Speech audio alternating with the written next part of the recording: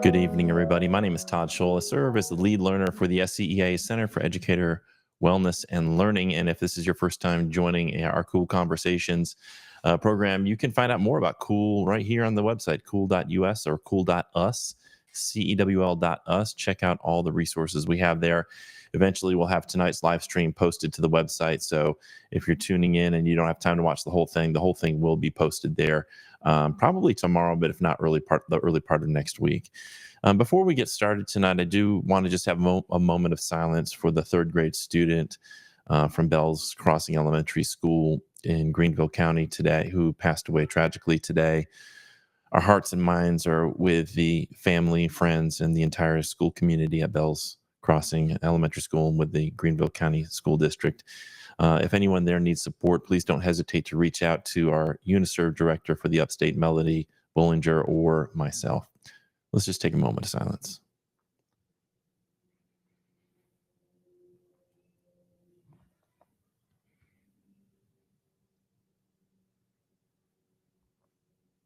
Thank you. Tonight, we're going to be speaking about advocating in the Palmetto State with Mel Moore. Before we get to that, I just want to take a moment to celebrate the incredible victory that the SCEA, NAACP, and a group of parents had in fighting back against the school voucher scheme.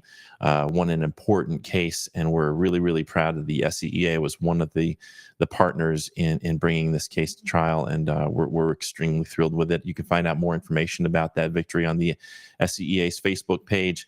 Sherry East and Tom, our new executive director, Tom Hudson, talk about it, and we're just thrilled. We're really excited because we know that that public school dollars belong in public schools.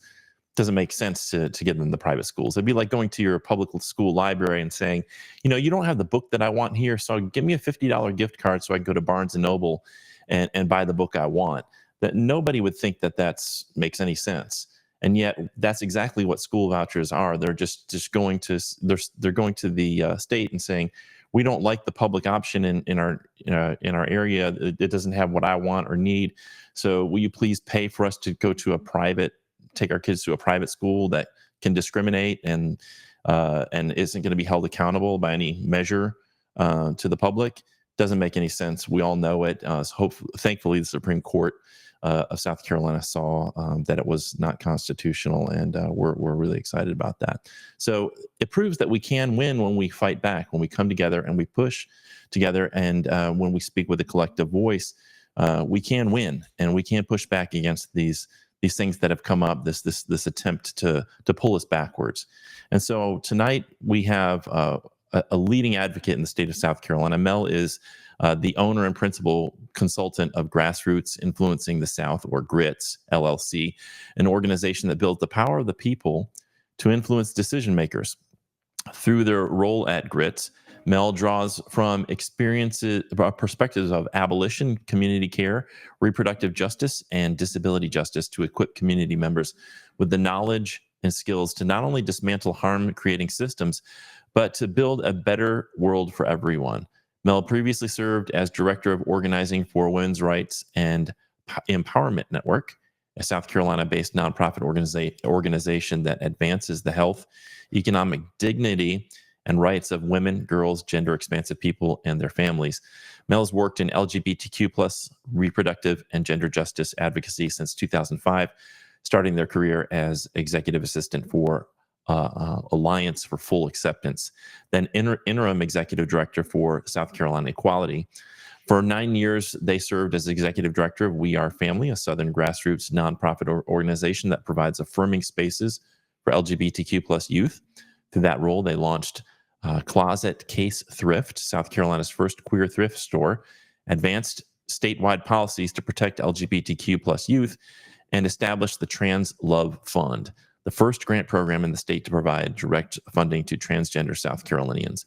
In 2018, Mel launched the All of Us Resource Center, the precursor to the Charleston Hope Center, for the unhoused community on a budget of $0. They co-created the Charleston Youth Count with the Riley Center for Livable Communities, the first study focused on housing instability and food insecurity for youth in Charleston County. That same year, Mel delivered a TEDx talk on LGBTQ plus youth houselessness that got elevated to the global TED platform, earning them the status of featured TED speaker. Mel grew up in the small town of Mount Pleasant, South Carolina, earned a bachelor's degree in sociology from the College of Charleston, and really excited about Mel being a part of our show tonight. Please welcome Mel Moore. How are you tonight, Mel? I'm doing all right. How are you? I'm doing well. Did I miss anything in your bio? It's an extensive and impressive bio. What else would you like listeners to know about Mel? Um, Probably that I should shorten that bio a little bit. Yeah. Well, it's impressive, and we appreciate the work that you're doing and that you have been doing in South Carolina. And if you're like me, this kind of work, sometimes when people across the country see what we're doing, they're like, "You're doing that stuff in South Carolina?" I don't know if you ever get that, um, but why not? Why can't we do this in South Carolina? I don't understand why folks always think that we have to follow, why we can't lead the way when it comes to advocacy. So what are some of your let's start with some of your thoughts on advocating in South Carolina. What are some of the challenges you faced and some of the um, sort of encouraging moments you've also experienced? I think you really kind of hit on a big in South, and it's the perception that South Carolina doesn't always have led the way as far as like advocating for the civil and human rights of people, because the civil and human rights of people in South Carolina have been under attack since the U.S. was was ever established, since the colonial days, and the people who are from are closest to healing. And South Carolina organizing strategies, the most creative outside the box thinking that I've seen anywhere. And we get passed over because the work here is really hard, and funders don't always invest in places where you don't get easy wins.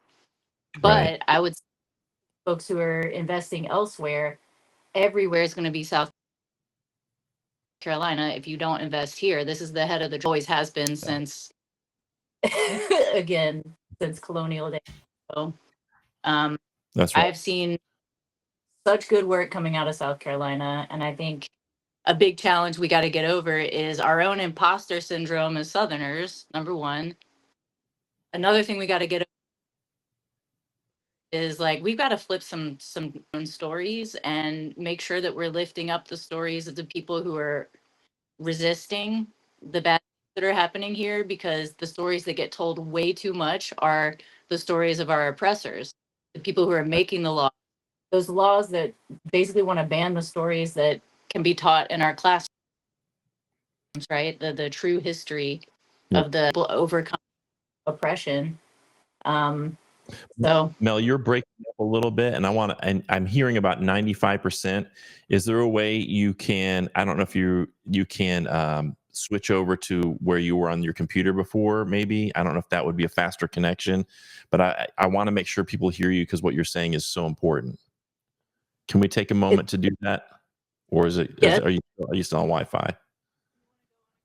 break, and I'm on Wi-Fi, but I can try my computer again if you want to. Let's try your computer. Let's try your computer, and I'm gonna pull. I'm just gonna take a short little break here, and I'll do a little promo. Take your time. Don't rush, and we'll bring you back on in a minute. Okay, so while we're waiting on Mel to switch over to her computer, I want to remind you that tomorrow is going to be our first Black Friday in South Carolina, and you can wear black to school, or you can, whether you're a student or an educator or someone in the community. Everybody who's in solidarity standing up for public schools can wear black and participate in this. And what you do is you just wear black, and it doesn't have to be all black. It can be just like a black scarf or a black hat or whatever. Wear black, post a picture, and put the hashtag Black Friday SC, and then talk about why you're standing up for public schools. Maybe for you, you're standing up for against the book bans, or you're standing up for LGBTQ plus students, or maybe you're standing up for the freedom to teach. Whatever it is that you are standing up for, please. And hopefully you'll everybody will participate with that, and then it'll become a movement. But let's try to get back to Mel here. Mel. Uh-oh. Hey, Let's see if this works. I think it's working. Okay. You're breaking up again. You can hear me. All right. Let's just try it again. You what? I can hear you. Yes. Okay. All right. I think we're good. Let's try. Let's try to move on. I think your point is well made. That one of the things that I see happening, and this I'm guilty of this too, is it's so easy to get discouraged because you hear the bad news stories, you hear about the losses that we take, and we don't hear much about the victories like we just had with the school voucher stuff. And we need to amplify those stories. And it is about changing narratives. I hear people talking about getting out to vote, which is critical and is critically important. But if you're not taking some control over the narrative, the voting isn't going to shift or change dramatically. We've got to. This is a battle over minds. So how do we improve our odds in that battle? There's so much that can be done, and I have to get out of the mindset of having rallies all the time, outside holding signs, protesting. I mean, not to say that that's not a tool that we should use in our toolbox, but if we're trying to do let's influencing legislators and influencing policymakers, it's important to build legislator is, and I call this a seed, weed, and feed strategy. You've got to pull weeds of misinformation, plant seeds of truth, and nurture the seeds that you plant. So I want to say that I didn't believe in the process, right? I kind of wrote off doing any legislative advocacy, which really was me throwing a ton of power, and we don't even realize it. There's so much power in personal relationships, and our legislators are people just like anyone else, just like your neighbor. And they live close to you, and chances are you can set up an appointment with your legislator, especially now that it's an election season. Everyone's seat is up. They're going to need to talk to their hear from you. Try to reach out to them. I have to say my senator was Sandy Sen, and she was incredible at constituent services. I never thought me, being from my background, would be able to connect with a Republican legislator. But Sandy Sen was so attentive. She listened to me. And even when we didn't agree on everything, I still had a very strong relationship with her, and that was very valuable to me. And I think everyone has that opportunity, so we shouldn't pass it up. I think sometimes people think that the only ways to advocate is to drive to Columbia, to hold a sign out inside of the front of the State House. Right. And when you're outside of the State House in a faceless mass of people, you're not making a relationship with that legislator. So relationships move the needle on everything. Right. Paige is watching. She asks, do we need to check with our district about what we can and can't? I think she means can and can't do during elections. For example, wearing shirts with candidates. I think the answer to that is always consult with your particular school or district. But my understanding is political activities you can't engage in those. You can talk about like getting registered to vote, things like that, the importance of voting, but I don't think you can do any political campaigning for specific candidates or parties inside the school building, especially during work hours or with a work computer. So just be careful to do that with your personal devices at home. The one thing that teachers do need to understand is that with your personal devices on your personal pages, in your personal time, there's nothing that you're a citizen too, and you have a right to be politically active, and you don't have to be neutral on your own time. It's just when you're in front of students, you don't say, hey, vote for Kamala Harris, or tell your parents to vote for Kamala Harris. That's not appropriate, obviously. So hopefully that answers your question, Paige. Yeah. So I really like that idea of not just making it about a day, really about making it a conversation. And that's why I'm trying to do these live streams, because it's really important for us to, first of all, connect with like-minded people to know that we're not alone. that we have a team of people. And I think that's one thing that happens to teachers is sometimes they feel like, well, I'm the only one in my building who's going to speak up, and I don't want to be that, I don't want to get the hammer taken down on me because I'm the one speaking up. And it's like, if people just understood that they have the power, that the teachers have the power, and we as the people have the power, we have collective power if we would just wield it. But a lot of times we're afraid of being the first one. So can you talk to educators out there who might be experiencing fear, and maybe what you did personally to kind of overcome some of the fears of being a person who speaks out? Yeah, I think fear is a pretty strong and powerful emotion, and and they bank on that. The people who are against public education and the people who are kind of trying to bring the hammer down on educators, Right. they bank on the fact you're going to be afraid, but you cannot live in fear. The thing that's stronger than fear is hope. Another thing that's stronger than fear is love and community. Right. Tons of things you can do. You can help provide forward-facing people. We have this training called a Care Bear training. So we train people how to support people who are front-facing, front lines people. We also, you could write letters to your legislators. You could get a group of people together, participate in a training, have a house meeting to bring like-minded community members together around a specific cause, whether it's a bill that you're trying to block or get passed, getting out the vote. There's a really wonderful organization called Be the Ones that is trying to increase voter participation. And I know educators they don't always make it to the polls a lot of times for one reason or another. So Be the Ones has this program called Friends Together, put people together, build community, text 5 of your friends, ask them to come out. It's easy to work with people who already know you. They're likely to answer your phone calls and your text messages when you do a call to action. It doesn't always have to be that you're going on Facebook Live, going on the news, or writing an op-ed or letter to the editor. Done, one-on-one or in a small group that doesn't necessarily get publicized. But I would say do whatever you can to reach out to your legislators and start building that relationship. And again, it doesn't have to go on the 5 o'clock news. You can just have a cup of coffee with your legislator. You can find out where your legislators are speaking, or if they're having campaigns. Most of them are right now. The season is hot. So find out where they're going to be, bring a group of friends, attend that event, and ask some very strategic questions. Ask them for what you want and see where it gets you. Yeah. One of the things that I've noticed too is sometimes when people know that the fight is likely a losing one, then they don't want to even bother fighting.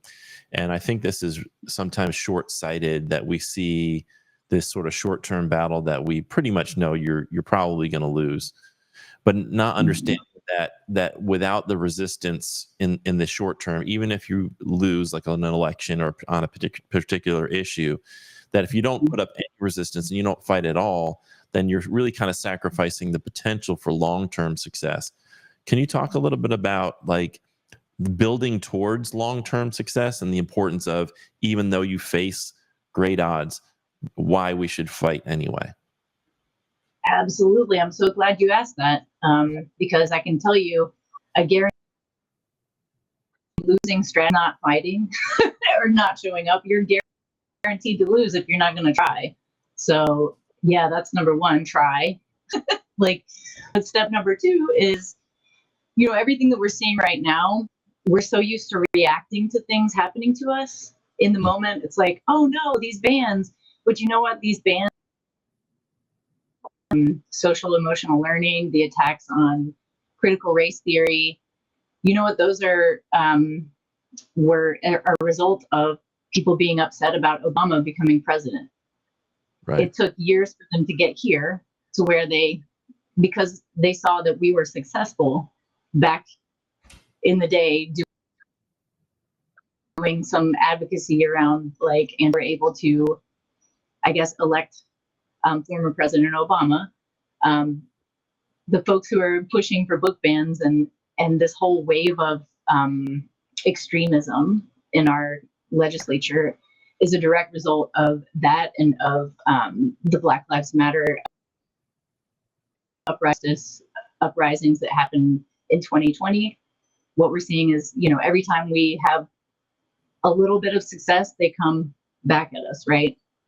Yeah. So their strategies are unfolding because they've been working on these things for years. They're not going out there like trying to react in the moment. They had a too. And sometimes the long game means that you sacrifice in the short term. You're going to take an L here and there on short term things. But when you have a long-term vision and a goal that you're going for, you have to be willing to take some hits on the way to that goal. It seems to me that one of the strategies, and I think this goes back to Lee Atwater, as they were trying to figure out how do we gain success as a Republican Party when a lot of the South was Democratic, and it seems like the strategy has always been let's make sure that white Southerners feel like that their enemy is actually people of color, that the threat is actually people of color, and now it's more your real threat is whether it's critical race theory or trans people or the LGBTQ community, or it's always the framing of it that there's this outside group that is the enemy, so that you don't look at if you're a working class white South Carolinian, you're not actually looking at the power structures, the economic power structures that are truly impacting your life in ways where more and more wealth is being concentrated in the hands of the elite.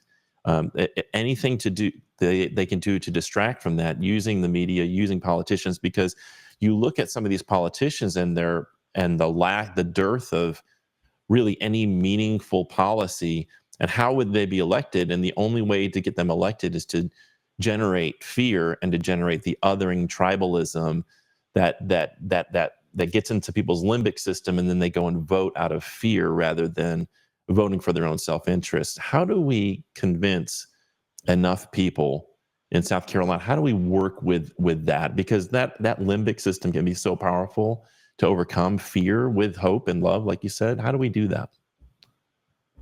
It's making space for your neighbors who you don't agree with, who don't agree with you, and being curious, listening to them and finding out why they believe what they believe. You ask a little bit of your story that relates to their story.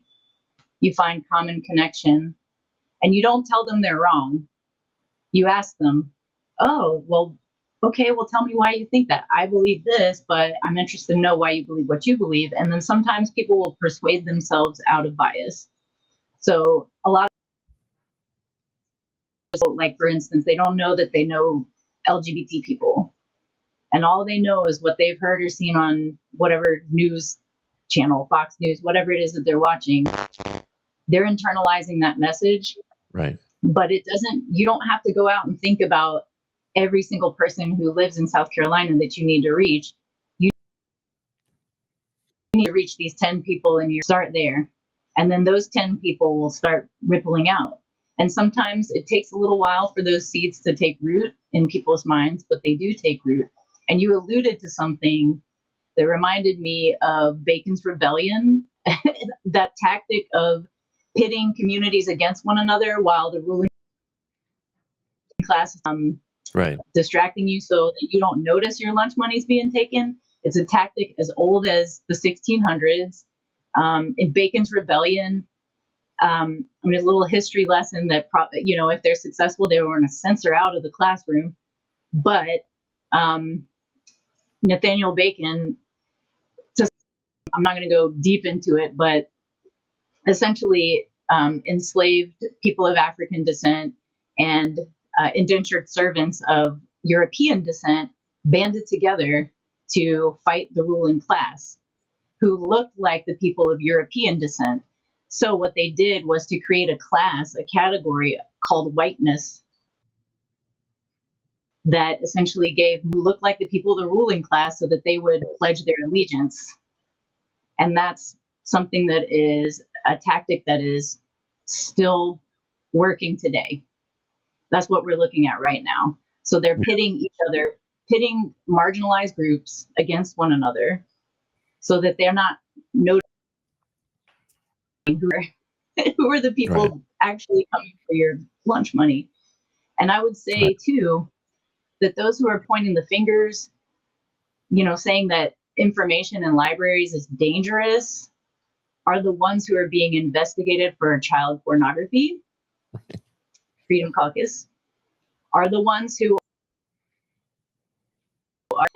have been arrested and acquitted. I will say a senator who was arrested and acquitted of child abuse, biggest book banner out there.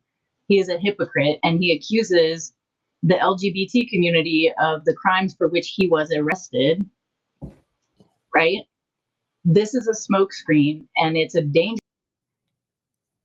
smoke because we don't know any better that, just being LGBT means you're an abuser. So they're not looking for real signs of abuse.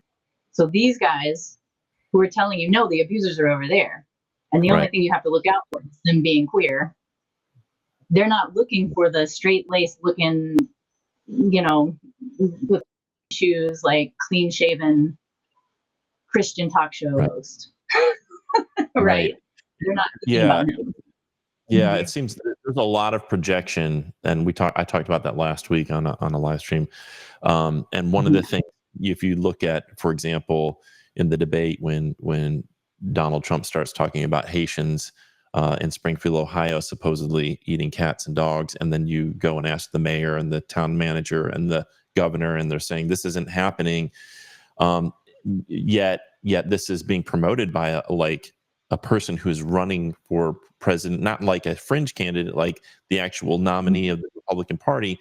So you have to ask yourself, why would that come up? Why would he think to talk about something that's a conspiracy theory? And let's say even there's one or two cases where that's true, which I'm not aware of that, but let's just say that's true. You're indicting an entire community of people on one or two acts, even if it were true, which there's no evidence that it is at this point. And so why would you do that? Well, you do that for exactly what the reason you're saying. You need the white people to look at the issue. The problem isn't wealth inequality. The problem isn't that you don't have affordable health care. The problem isn't that college tuition and housing is unaffordable because of the policies that we've put in place. The problem is these Haitian people who've come to America, and they're going to steal your jobs, and now they're going to steal and eat your pets. And the idea, and it's like that to me is so cynical and so awful to pit human beings against each other and divide them. But that seems to be the primary tactic that the GOP is using with certain candidates, and I don't want to say all of them, but certain candidates to get elected. And I think your point is well made, that it's about conversations. And one of the things that I think sometimes we do and shoot ourselves in our own foot is we immediately, when someone has a neighbor or someone in our sphere has an opinion that's outside of our what we consider to be acceptable, we meet that with judgment and not curiosity. So I really like what you said about let's inquire what's really behind this, and maybe that person kind of comes to the conclusion themselves that their position isn't tenable. Is that kind of how you approach it? Because I think when we immediately judge and label and say you're not following what I believe, so you're bad or you're deplorable, I think we alienate people who could potentially be allies. Absolutely. Well, there's a quote that comes up for me that the child who's not down to feel its warmth, right? And honestly, none of us started out with perfect takes or beliefs on anything, right? We all have messed up beliefs, all of us. And sometimes it takes new information to help us change our minds. I think things have gotten so people don't want to be associated with somebody who, say, is on what they think is the wrong side of history. Like, for instance, as a white person, we might be tempted to distance ourselves from someone who is racist because we don't want to be viewed as racist. But you know what? Does that help Black and brown people? No. It's our job to do the emotional labor of helping people who have shared identities with us, not be harmful towards people who don't share identities with us. So when we have the more privileged identity, and we have a friend who has the same identity, who has it's our duty to engage in conversation around those views, to try to help that person move on to a better way of thinking, to a different viewpoint, but not by saying we know better than that person. You don't want to come into a situation. Who really wants to listen to someone who makes you feel like you don't know what you're talking about? Right. Like, get defensive. Yeah, that's such a powerful point about privileged identities, because sometimes what I see is, people really people from marginalized communities trying to protect themselves by kind of creating that separation, which is totally understandable. But if I love the idea, if I'm a privileged identity, if I'm not one who's under constant threat as a heterosexual cisgender white male, if I'm not under that kind of threat, and I don't have to live with any of those fears, for me to step into that space where people are promoting bad ideas and say, well, and with curiosity, try to change that narrative. I think you're right. Like, it is a privilege for me to just say, no, I don't want to be I need to reject it as well because my friend did. It's like stepping into that space of saying, listen, this is a lot for this person. This person's already carrying a lot. Let me try to carry some of that, and not just ignore the problem. Point, I think it's important it depends on our goals, right? So what is the biggest need in a situation? And if you're, say, in a situation and you see someone being harmed, what's the most important thing there? Helping the person doing the harm not do harm, or stepping in between the harm and being like, hey, right. And getting in the face of the person who's doing harm so they stop. And now they have to come through you to get to that person too. So you're diffusing the harm kind of, but when you get into someone's face who's being problematic or harming another person, you also need to have consent from the person who's being harmed in a way that you're not just stepping in and making things worse. Right. But tools for different situations. So when we're seeing someone being harmed, we want to be a good listener, a good ally. Yeah, we get into the face of that person who's doing wrong. They need to be called out. Now, if we're playing a long game and we want to help that person who's doing the harm stop being so harmful, that is, we listen. We listen more than we speak. And when we speak, we try to tap into the pieces of their story that connect to our story. Yeah. I think there's a lot of people who, with good intentions, and I include myself in this, I think they call it white knighting.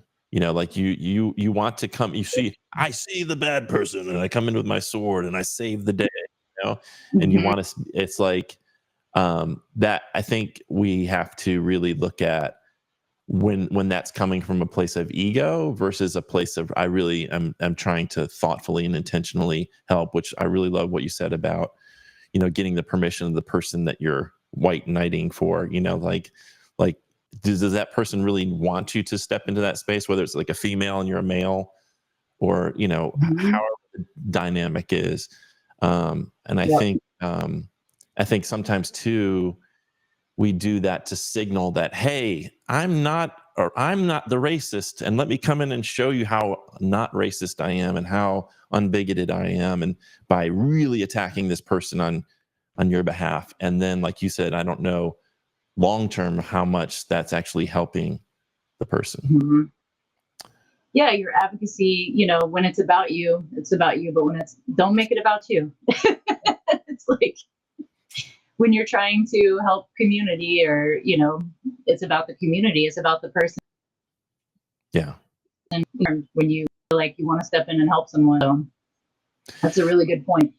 Last week we had a conversation. Actually, it was last week with Jed Derryberry about LGBTQ advocacy, and I wanted to pick your brain about that. Like, what are you're in that space here in South Carolina? What do you see as the primary issues that allies can help with that community? Whew. Well, what's happening right now? Yeah. They are the powers that be, or the lawmakers. Many of them have a crusade against the transgender community specifically, but all, and they're making it. It's like a classic bullying tactic on a systems level. Like, imagine schoolyard bullying, but systems level. So what does a schoolyard bully do but isolate their victims? So what they're doing for LGBT people, for that support, they're attacking teachers who might be a person that like their sexuality is natural and normal. Everyone develops a sexuality and everyone develops a gender identity, and everyone's going to have questions about this. So the fact hacking anyone who might support a young person is so dangerous, because we know that protective factors against suicide are when a young person has teachers and clergy members and parents or people in the community, adults in the community that they can trust to confide in, who are not going to judge them or shame them for who they are when they're given they are. So we must provide cover for anyone whether young or adult, who is experiencing suicidal feelings, for example, mental health challenges, who needs to just talk to someone and not be judged for how they're feeling. Just on being that safe person is the easiest thing that you can do, is just listen without judgment to folks. But also, when you hear that narrative, that very dangerous groomer narrative that like just being LGBTQ plus is somehow harmful, or is like what a human being should be like, push back on that, because we know that is not true. Yeah. Things like. Go ahead. I was going to say I'm sorry. the lawsuit that the teacher is bringing in the Low Country over being essentially accused of being a groomer and pedophile. And we talked about that last week as well, and how, that's an incredibly dangerous charge. But I think you're exactly right that what they're trying to do is make people so scared to provide any kind of support to an LGBTQ youth, even provide a book or like any kind of resource, or just a person to talk to, a shoulder to, or someone to confide in, to make it seem like the person who would do that must be grooming that child for some kind of sexual relationship, is so, I hesitate to use the word evil, but it's just so immoral and unethical to do that, knowing that these librarians and these school teachers, that's not at all what's happening.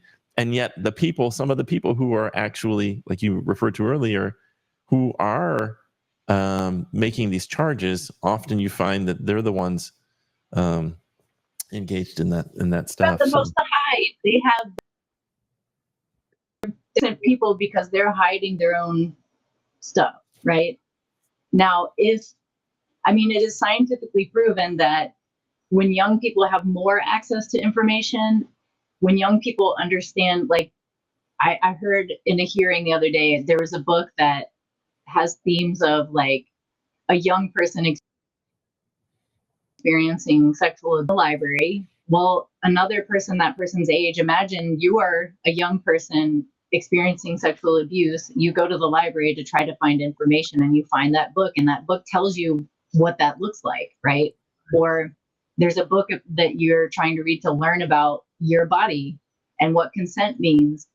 It is scientifically proven that more information is a protective factor as well for kids. It doesn't make things worse. It makes things better. It makes kids understand themselves better. It makes kids understand the world better. And I'm seeing like even liberal religious folks adopting that and absorbing that narrative that is so dangerous, because the thing you need to be looking for with grooming, don't let any adults be alone with a child uninterruptible and unobservable. That's number one. That's what we need to be looking at. Nobody should be able to be alone with a young person in a situation where they cannot be observed or interrupted. Right. Not having access to a library book. Right. Okay, like that. Having books with information is going to put ideas about sex into anyone's head. Like, how young were you when you first like thought about any of that? And was it because of a book? Was it? No. Like, I don't know about you. I was already there. All of society, sex and sexuality everywhere, on every billboard, magazine cover, everywhere. It's everywhere. The idea of conflating some of these books, like I've read Genderqueer, and even conflating that book with pornography. Yes, there's sexual content in it. Yes, there's some explicit stuff in there. But I mean, if you read the book, it's not to call that, to put that in the same category with pornography is just disingenuous. It's absolutely, you're betraying the meaning of that. Then the word has absolutely no meaning anymore. And there's no, pornography doesn't exist in libraries. School librarians have to make calls and bring in, and they're bringing in a lot of different types of books. And the thing is that no child is forced to check out a book, and parents already have control over the books that their children check out, because they can put holds on through the school, or they can tell the school, please don't let my child check out any books. But the idea that they're going to go ahead and ban any book that has any sexual content for all students of all ages is, again, like you said, it's the imposition of some people's religious and moral values onto the rest of us, which everybody has the right, and I want to make that clear, everybody has the right to their own individual moral views and religious views. It's that in the public sphere, when people are trying to make it out like my view on homosexuality or being transgender is the correct view, it's a sin, and so that sinfulness has to be obliterated in any way that we can make that happen in public schools. I don't understand how people don't see that as a violation of their own rights. Like, no matter what you believe, we don't want people imposing their particular belief sets on the rest of us. And it's difficult because I think there's some superstitious thinking that goes along with this. Is like, if I don't do this, maybe I'm going to hell. Maybe I'm being complicit with the devil, and I think that again, it gets back to fear over love and hope, and people give into that too much. Absolutely. I think that, the fear is a really strong motivator, and it makes people easy to manipulate, but I think it is really dangerous, this road that we're going down, where we're obscuring what real abuse is and disrupting systems of support for people who might need help. Right. And I will say too that LGBT young people are more likely to be abused as children, and it's because they're least likely to be believed, and not allowing support networks like teachers and clergy to be able to be those safe places for a young person to come and disclose that is so dangerous, and it obscures what real abuse is. We are confused about real abuse. Real providing books is not it. And I remember growing up, I knew I was queer immediately. Like, I knew I was a little trans boy, like the minute I knew what gender was and could walk and talk. And I had no representation. I know that I had queer teachers and they were closeted. I didn't know they were queer till later Yeah. when they came out. But I didn't know anything about myself or how to be healthy. All I knew was that I need to change. There's something wrong with me because everybody's Right. telling me that being gay is wrong and being trans is wrong. I'm an abomination. So you know where that led me to horrible ways to escape like who I was. So I tried to be cisgender. I tried to be straight, and that's just not me. And you know, it led me down a really dark path of depression, substance misuse. I drank a lot. I almost didn't survive it.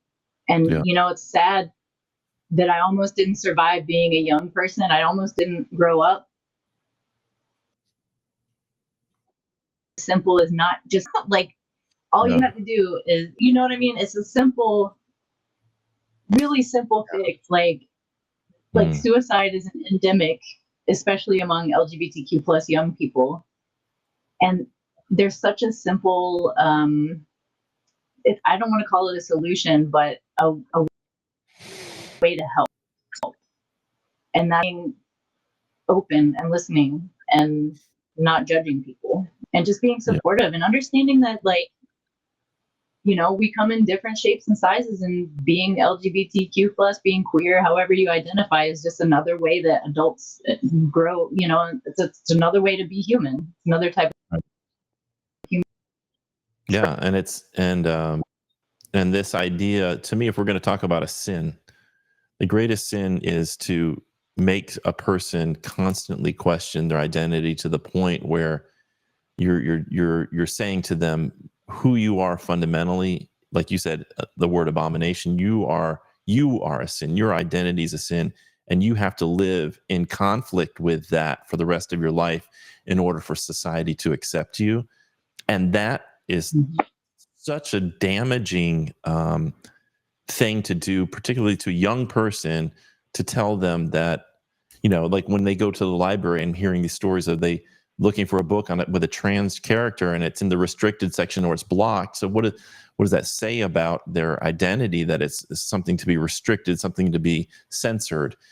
And the damage that does, and I appreciate you having the courage to share your personal perspective, but that's, you know, thousands and thousands of children across the United States who are experiencing the mental health outcomes of having to live with that, whether it's coming from parents or coming from their community, and now can't even go to the school and feel like it's a safe place to be themselves. Is it's so disheartening, and my heart goes out to those students and to teachers too. A lot of teachers who have to live in fear that their identity is going to be somehow disclosed, and that's going to bring some kind of ridicule from the community or parents.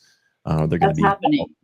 Yeah, it's terrible. Before school even got back into session, people were getting letters. Parents were getting letters from the schools because of that law that passed this session that banned gender affirming care and also had a forced out provision. If a child is suspected of having a gender identity that conflicts with, I guess, what's on the birth certificate, I don't know, then the parent gets a letter. And you had mentioned, like, in my long ass bio in the beginning that I had a TED Talk. Well, I did that TED Talk on what happens to, like, why so many unhoused young people, why 40% of the young people unhoused are LGBT. So I can't think of any kind of God or any kind of religion. Most religions are based in love and belonging, right? Right. Just it's the people misinterpreting them or manipulating messages for political gain. Yes. I can't think of any religion that would value discarding your children, like, because of something that because of who they are. And kids know. Sorry, go ahead. Go ahead. Oh no, I'm sorry. I get really hot on this. Kids, this is the thing that makes me so scared about the House Bill 464 being enacted, is that a lot of kids know that they cannot disclose this information to their parents because they will be kicked out of their homes or abused or both. And so then it's like, who do I go to? Well, where are they going? They're going to school, right? And if they see an adult that they trust, that they feel like they can confide this information and talk to, it's not because they're trying to that the teacher's like, just tell me and we can keep it a secret from your parents. It's not. It's just that if it's up to the child, if they don't feel safe telling their parents, why would we put the teacher in position or the school in position to disclose that back to the parents, knowing that this could result in, like you said, houselessness or abuse, or suicide, or even worse. Like, we've dealt with some really terrible cases of, I don't even want to talk about some of the things I've seen when I was a youth advocate that parents have done to their children because of their LGBTQ identity. It's disgusting. And I can't imagine would promote that, harming a child, like, for who they are. Yet it happens all the time, and they do it in the name of religion. So yeah, watching these letters go out and then I really feel for the teachers too, because, like, you know, if you're a teacher that then losing your job too if you don't out that child. Right. So then yeah, you're a teacher in danger if you're not in compliance. So it's just a mess. It is a mess. And I hate to think about this, but I think it's going to take potentially, hopefully we can overturn it without this happening. But I fear what's going to happen is one of these students is going to go home and find out from the parents are going to find out from the school, something terrible happens to the student. And then there's a lawsuit brought against the school or the district, because I mean, like, I don't see how that's going to happen at some point where a student is harmed because of this policy. And I just don't see how that can be sustained in the face of that, of knowing that real harm is being caused to students because of this policy. It's just unconscionable. I don't understand where we're headed. I thought I was kind of hopeful. You mentioned Obama, and I worked on his campaign in 2008, and when he won the South Carolina primary, and then eventually won the presidency, I sat in my living room and cried for a couple of hours, because I just thought, well, finally we've turned this page. And I really felt like we'd evolved, kind of moved forward out of the Bush-Cheney years, but moved into this space where things were just going to get better. And the reaction now, the way the pendulum is swung back, give us some hope. Let's not tap into that fear. What is your message of hope for people listening tonight as we close our time together? I'm going to say what my mom always says to me, and that's that perseverance is the difference between success and failure. And I'm sure someone else said that too, and she got it from them, but you keep trying. Yeah. Because that's exactly the fall of Roe stuff, right? So for 50 years, they were trying to dismantle that, and they did. It took 50 years. Sometimes, this stuff didn't happen overnight, and it's not going to get better tomorrow.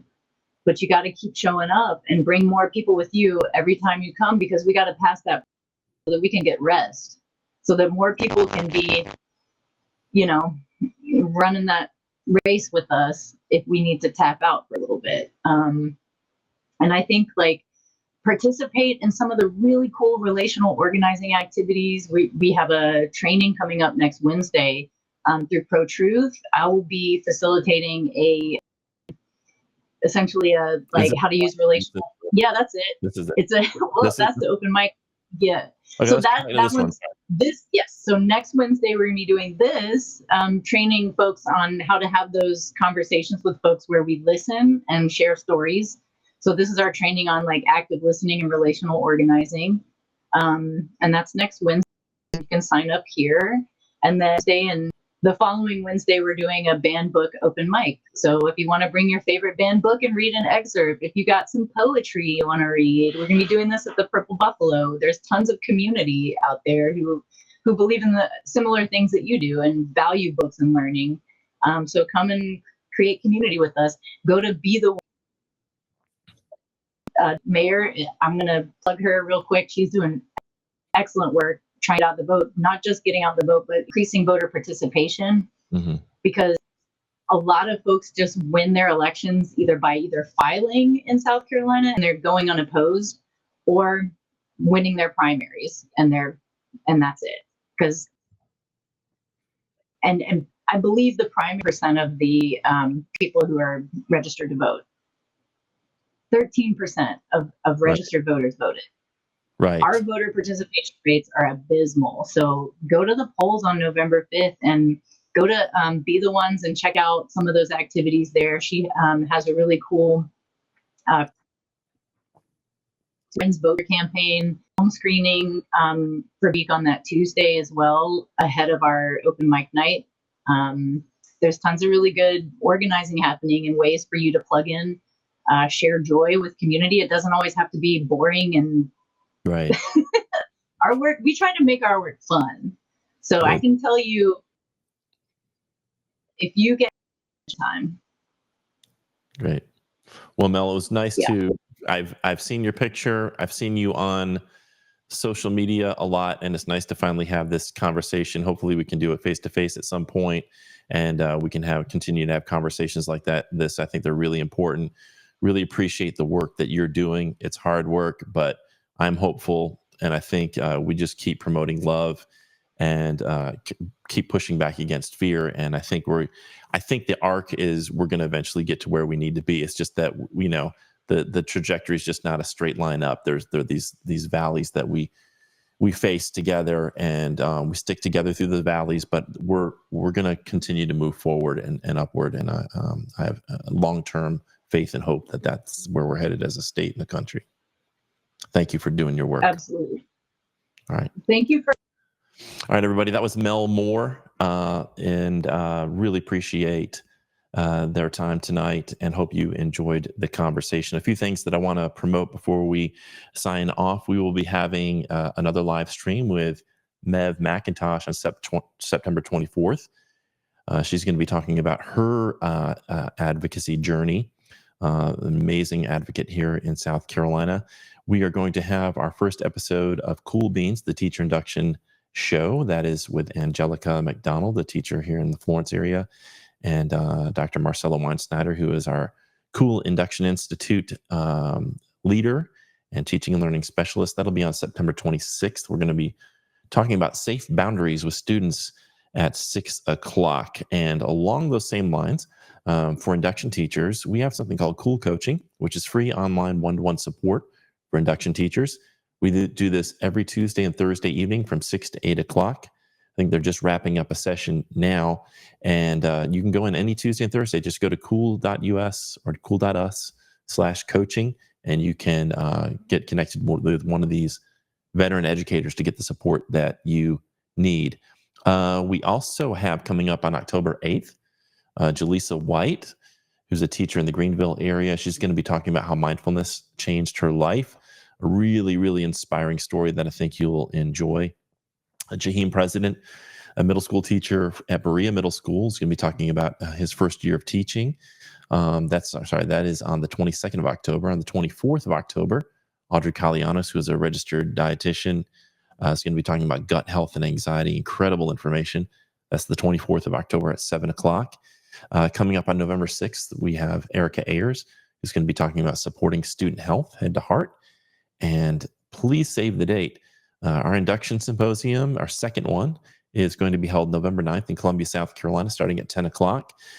You can find more information about that on the Cool website, and you can register and get your folks. Anybody who is in the first 5 years of their profession, of the teaching profession, can join us for that day. And last but not least, tomorrow I want to remind everybody is the start of our new campaign called Black Friday SC. And basically all you have to do is wear black, and it could be like a black scarf, a hat, a shirt, whatever, and wear black tomorrow and every Friday, and then post your picture or video with the hashtag Black Friday SC. And this is just to show that we have solidarity across the state in standing up for our public schools.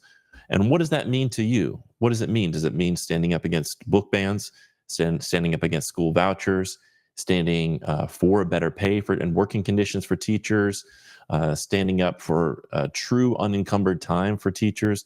What does it mean to you to stand up for public schools? So you talk about that in your post. And let's just come together and show solidarity. It's simple. Everybody's got something black in their wardrobe. Everybody can wear something black on Friday, and just post a picture of it. Hashtags Black Friday SC. We hope to see Facebook and social media flooded with that tomorrow and every Friday. I want to thank again Mel Moore for their participation in tonight's live stream and the work that they do. And I want to thank you for tuning in and being a part of our cool network and the SCEA. If you are interested in joining the SCEA, we are the movement. I mean, the SCEA is the one. We are the group, along with the NAACP and parents, that won this, litigation to bring an end to school vouchers. It's a step in the right direction. We are the leading movement, and we invite you to be a part of that. If you'd like to do that, just look at the bottom of your screen as it scrolls across. You can join our movement at jointhescea.org, or if you're on your cell phone, just text the word join to 48744, and you can join and be a part of our movement. Lots of great benefits. When you join us, you join your local, your state, and the National Education Association. We're so thankful. Cool is brought to you by a grant from NEA, and we're so thankful to NEA and being affiliated with them. So please consider joining our movement at jointhescea.org. And if you are already a member, go find a new member to be a part of our movement, because when we work together and we fight together, we win together. Thanks so much, everybody. Have a great weekend, and we'll see you on the 24th with Mev McIntosh. Be cool, every teacher, every school. Be cool, every teacher, every school. Be cool, every teacher, every school.